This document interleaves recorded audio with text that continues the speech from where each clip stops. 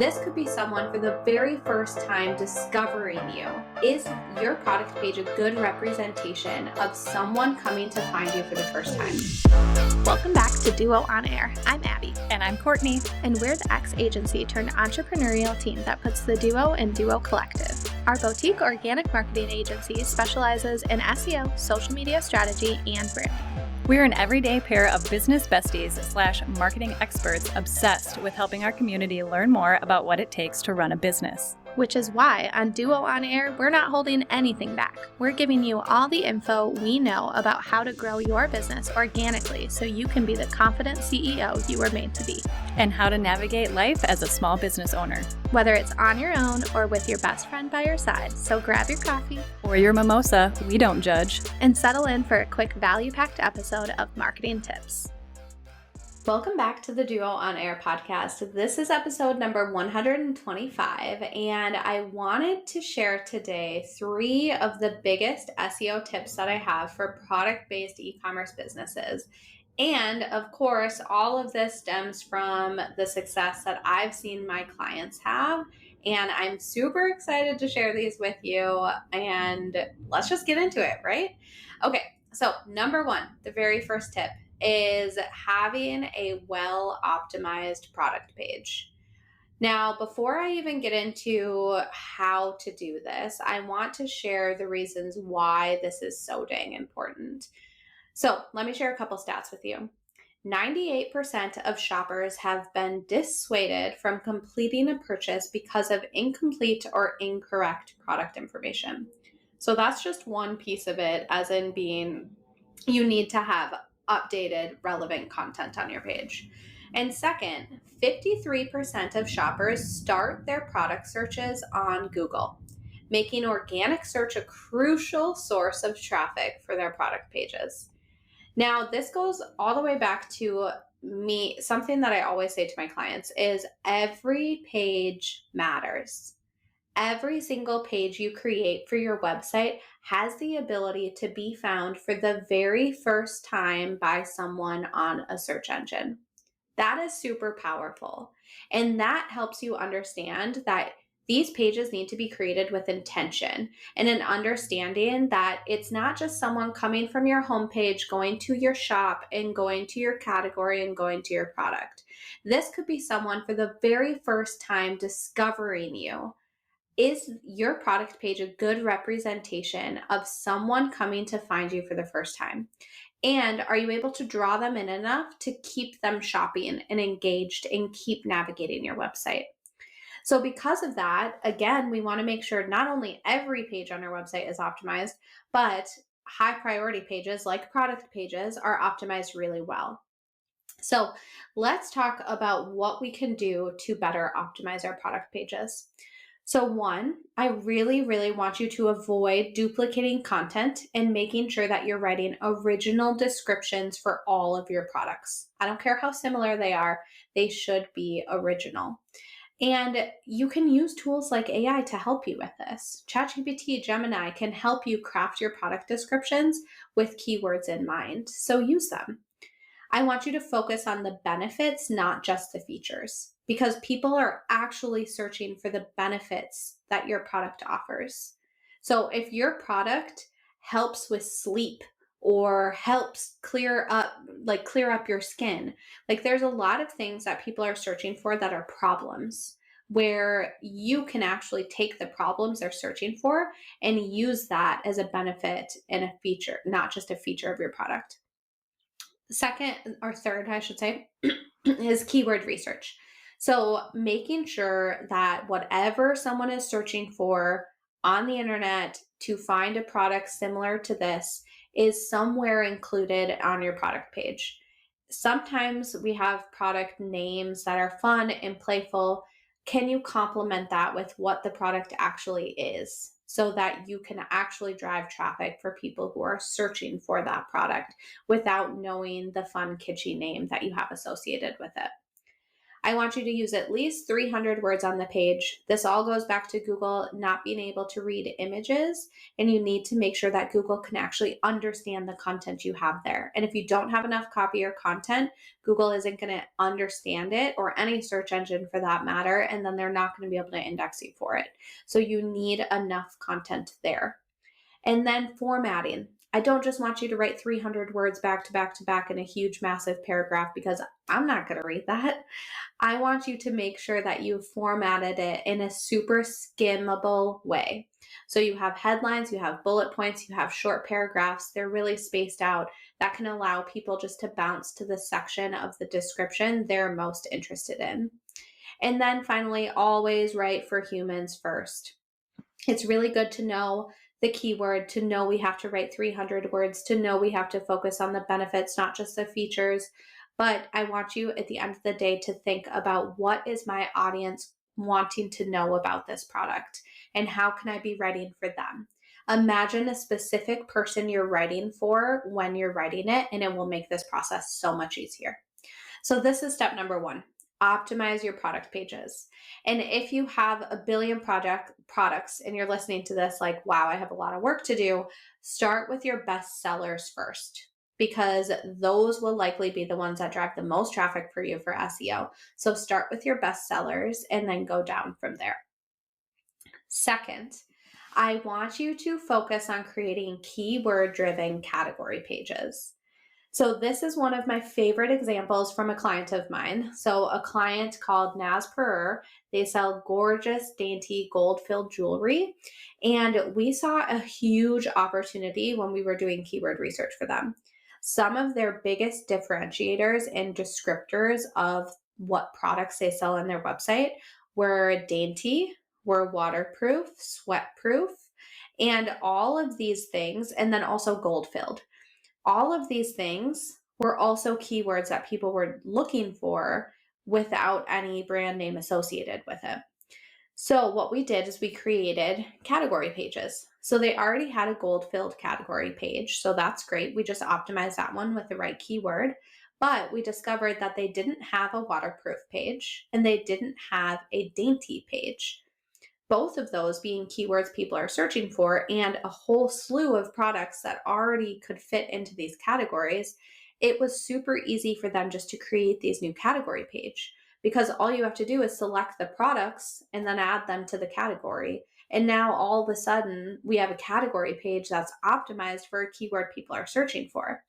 So now that we've added that category page, we found that waterproof jewelry, that keyword, is actually driving 76% of all website traffic for them. And these are new people that they didn't yet know, all because they created a new category page that spoke to something their product already offered. So let me ask you, what kind of categories could you add that someone is searching for? And this isn't about creating a whole new category of products. It's just about leveraging the products you already have and maybe a keyword associated that will help drive traffic. So I want you to think about these as central hubs for product discovery. And I want you also to understand that these pages, like product pages, are individual pages that can be found for the first time, but they're going to be broader. So because they're broader, they're going to likely have a higher search volume. And because of that, you're going to often see a higher traffic drive from these pages as compared to product pages. So these are super duper valuable. So let's talk about some tips for getting started and actually creating new category pages. So I want you to start broad.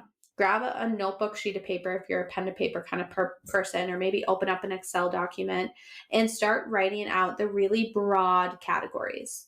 And then start to narrow down within them what subcategories could be a part of that. I want you to go to your competition and I want you to look at their navigation, look at the overall user experience. How is all of this laid out for them? Is it easy to use? Do you like it? Are there categories they have that you don't have yet?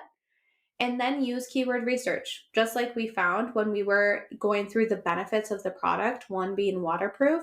We found an opportunity that was a great keyword that could become a category.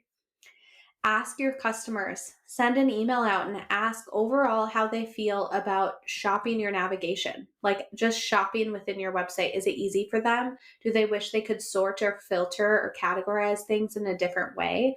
That can give you a back end idea on one, your overall user experience, which is very good for SEO, and two, a new category or a new opportunity that might not have existed before.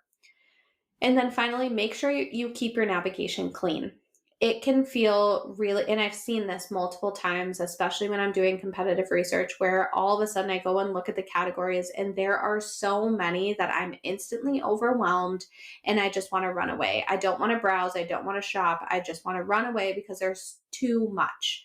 And likely they've created those categories for SEO purposes, which, yes, sure, maybe that is helping drive traffic to their website. However, it's not going to keep me as an existing customer. I might find that one product I need, but your website is so incredibly overwhelming and hard to shop that I'm not going to come back.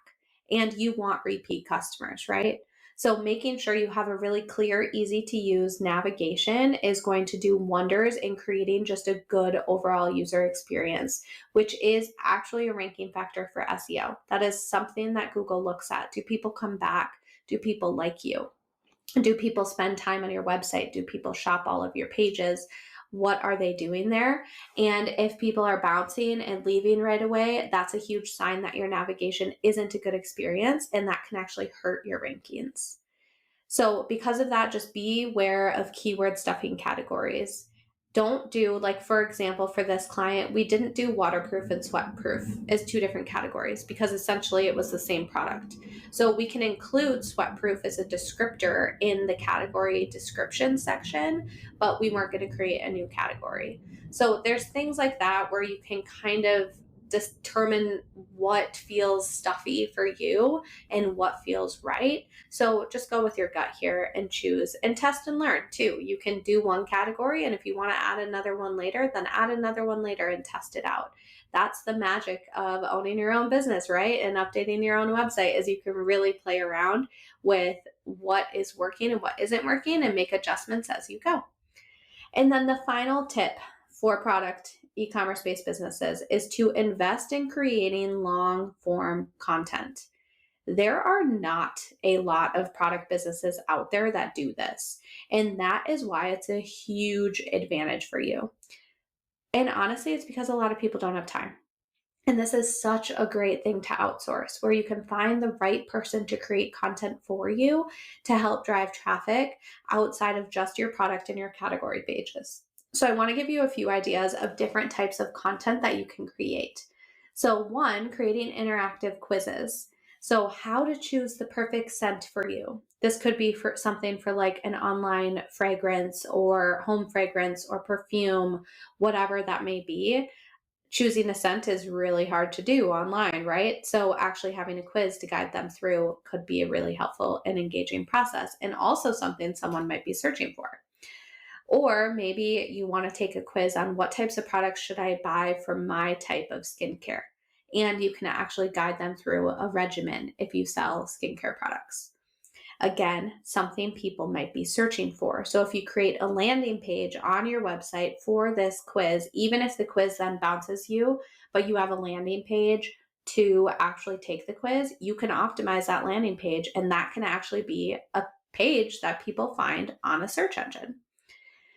Next, you could think about doing tutorials on how to use your products. So again, your product could be the keyword, but also whatever that product category is or the product type, that could be the keyword driver as well.